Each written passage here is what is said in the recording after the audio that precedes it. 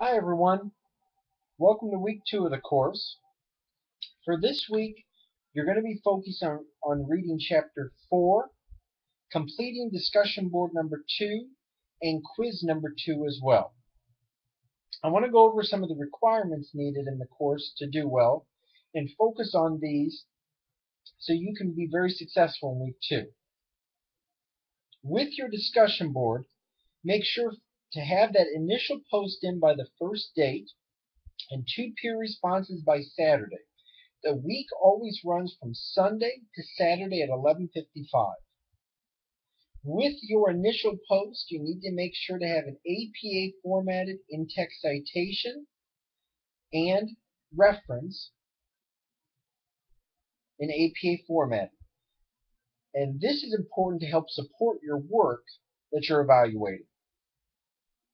With the 2 peer responses, make sure they're at least a paragraph in length. Any responses to my questions will count as well as a peer response. Now for the quiz this week, the quiz is going to be set up just like the quiz number 1. It's going to be 20 questions. Let me go through some of the questions that you might see on the quiz.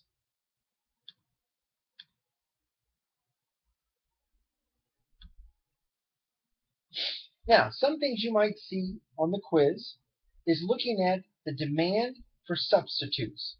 So if the price of chicken increases, what will happen to demand for steak? Another question is going to be looking at the expectations in the market with demand. Another question is going to be looking at the law of demand. Another question is going to be looking at future and current demand. Another question is going to be looking at if people like something more today, people are more willing to pay more for the product. Another question is going to be looking at expectations and how that will influence the demand curve. Another question is going to look at production technology and what determinant that will influence, supply or demand.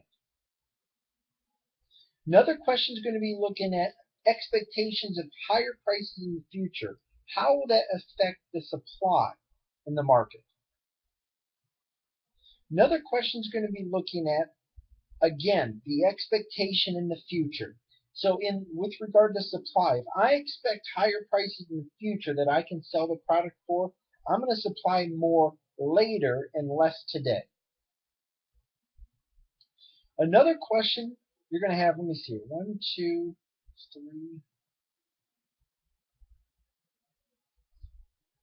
7. You're going to have about 9 to 10 questions focusing on a supply and demand graph. Finding the equilibrium price, the quantity, and then if I give you a different price level, if we're not at equilibrium, you need to look at that graph and figure out if there's a shortage or surplus. A surplus exists if the quantity supplied is greater than the quantity demanded. A shortage exists if quantity demanded is greater than quantity supplied. So you're going to have different levels to focus on. So for this week, make sure to focus on the quiz and the discussion board. Submit your work by this Saturday. If you need help with your discussion board initial post, you can always send it through email to me, but I look forward to your effort this week.